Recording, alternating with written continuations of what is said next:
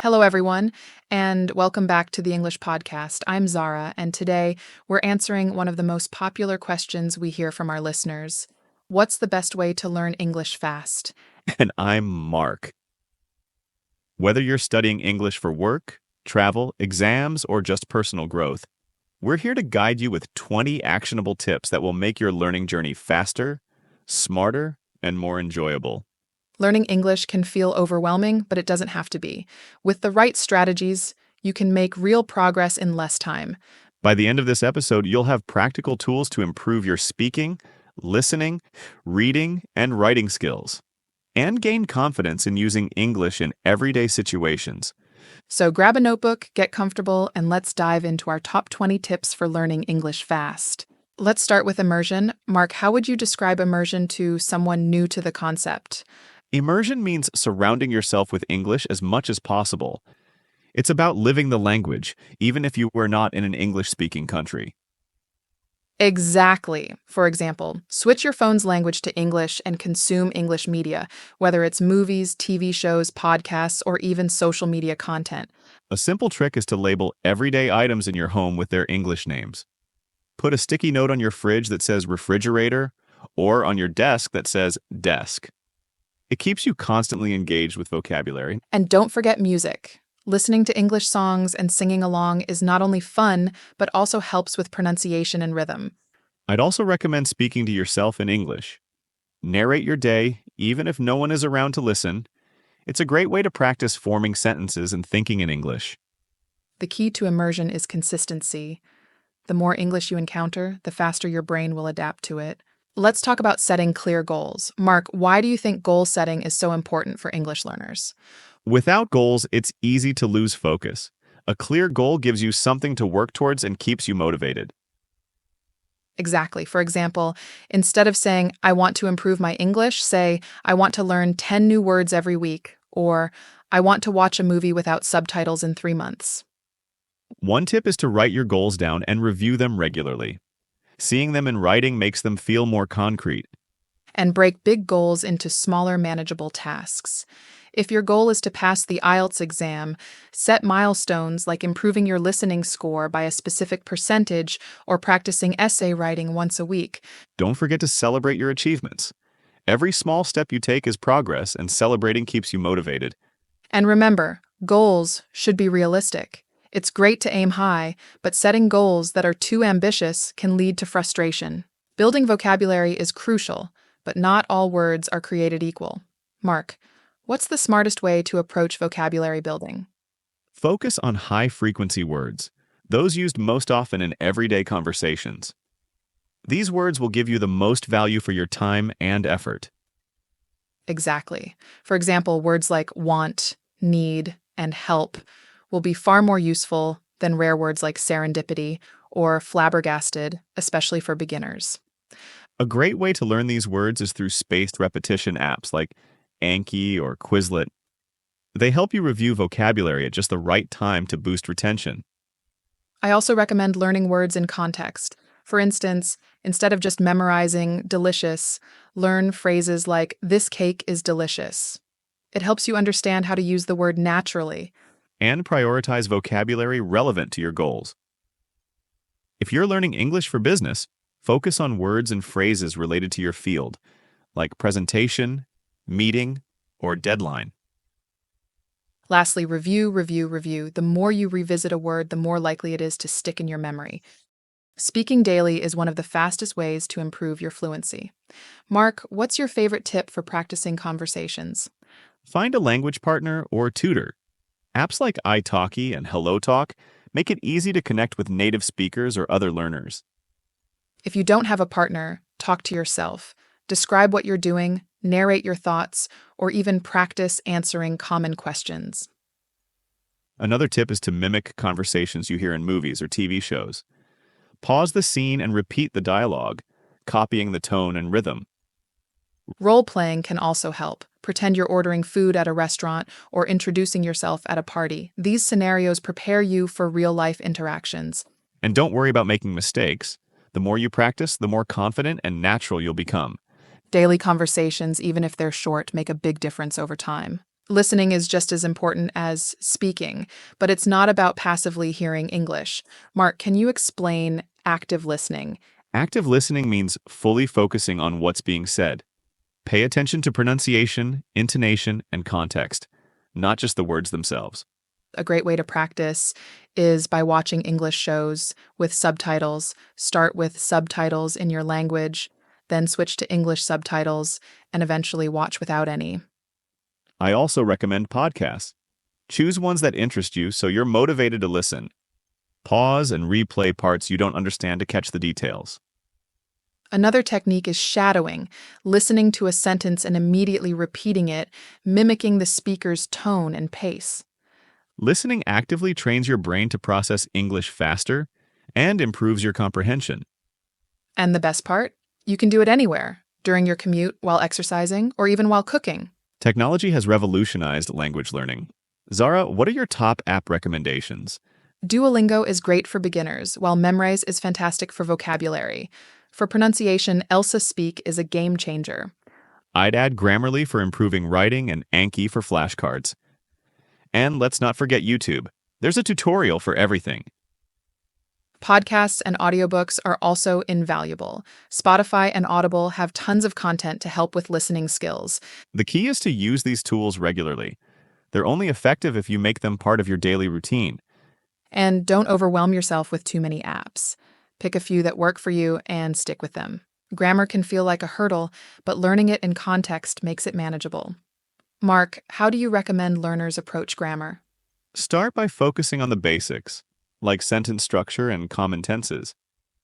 Then observe how they're used in real-life situations. Reading is a great way to see grammar in action. Notice how sentences are constructed and try to mimic those patterns in your own writing. And practice through writing. Write short paragraphs or journal entries, then use tools like Grammarly to catch mistakes and learn from them.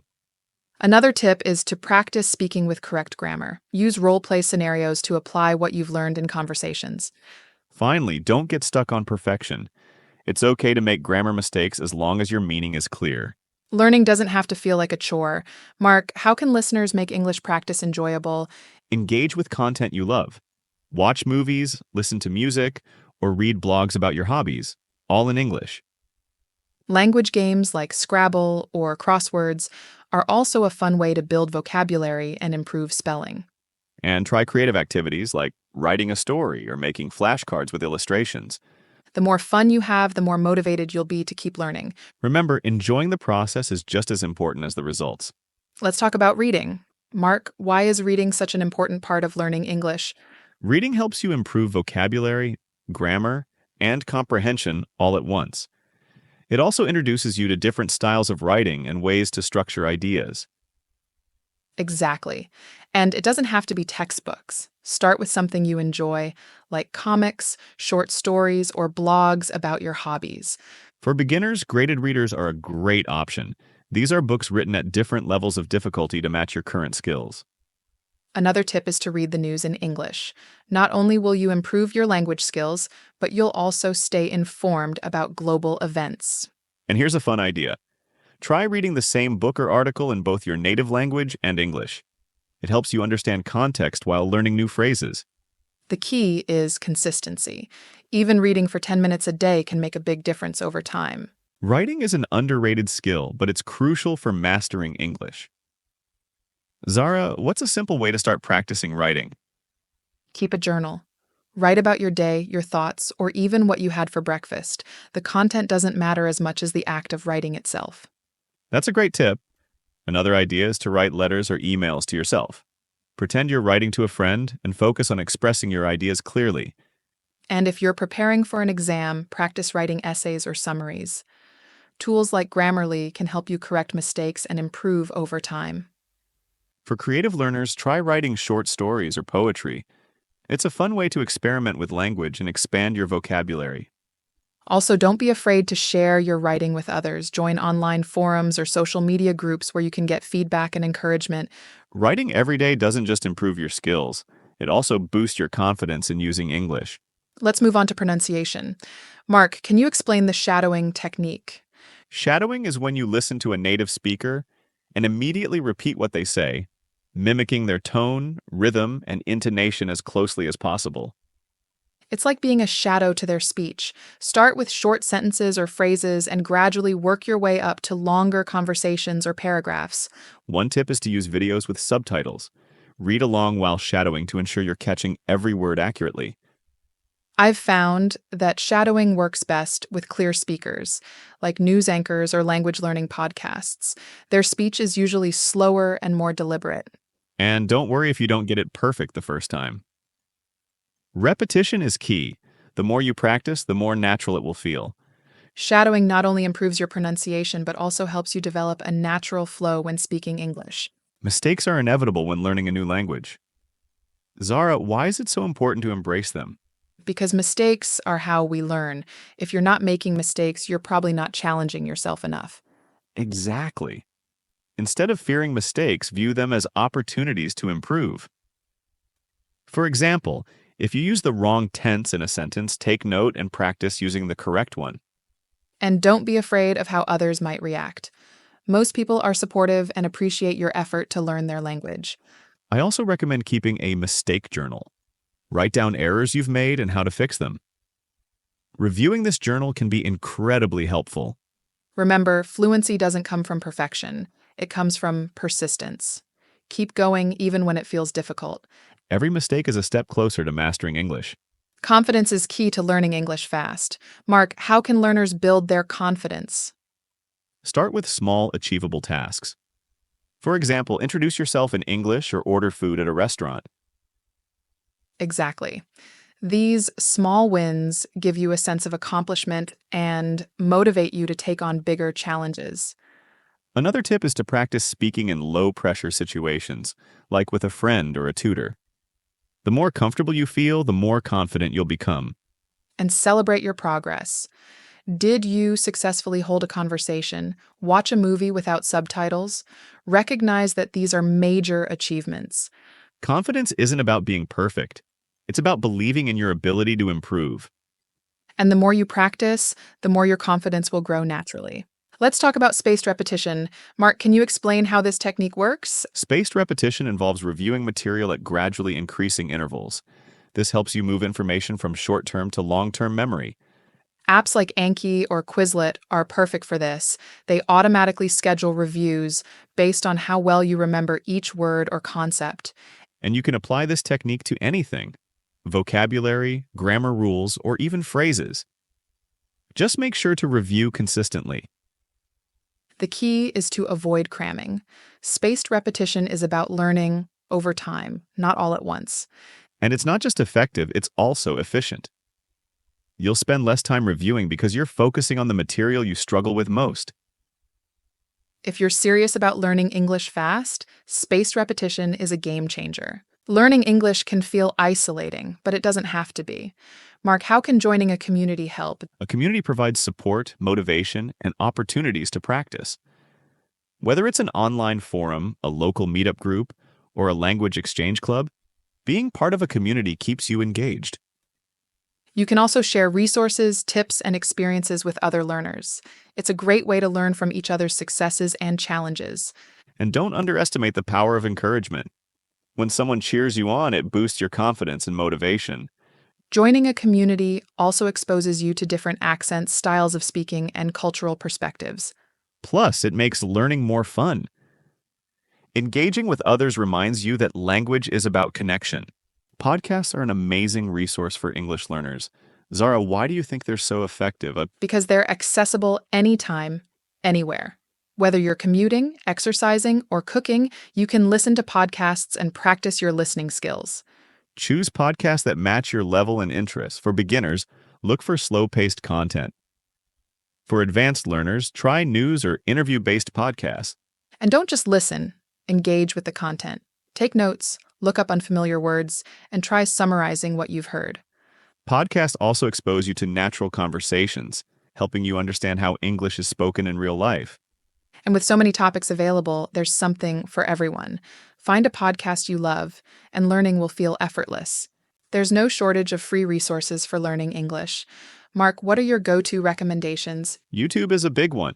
Channels like BBC Learning English or English Addict with Mr. Steve offer high-quality lessons for free. For reading, check out websites like Project Gutenberg, which offers free ebooks, or news sites with simplified articles like Breaking News English. And don't forget social media. Follow accounts that share English tips, vocabulary, or grammar exercises.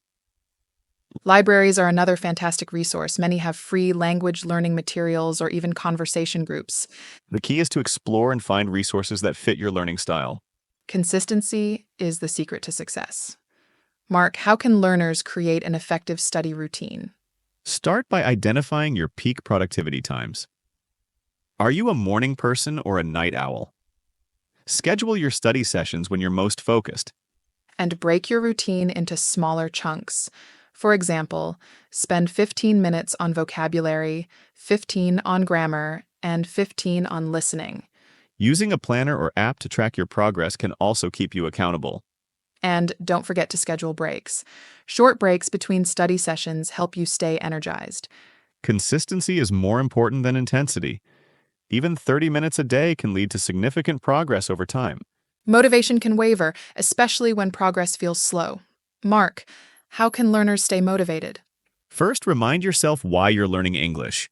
Whether it's for work, travel, or personal growth, keeping your goals in mind can reignite your motivation.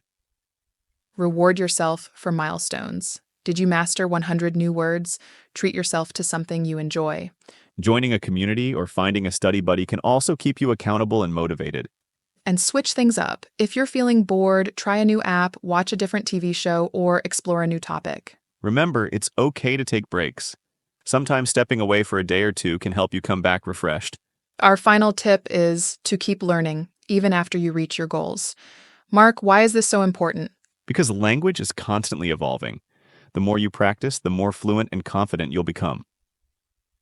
Challenge yourself with new goals like learning advanced vocabulary or understanding regional accents. And stay curious. Explore English literature, watch documentaries, or dive into topics you've always wanted to learn about. Language learning is a journey, not a destination. Enjoy the process and celebrate how far you've come. The key is to keep moving forward, one step at a time. That wraps up our 20 tips for learning English fast. We hope these strategies inspire and empower you to reach your language goals. Thank you for joining us today. If you found this episode helpful, please like, share, and subscribe. And let us know in the comments which tip you're excited to try first. Happy learning, everyone!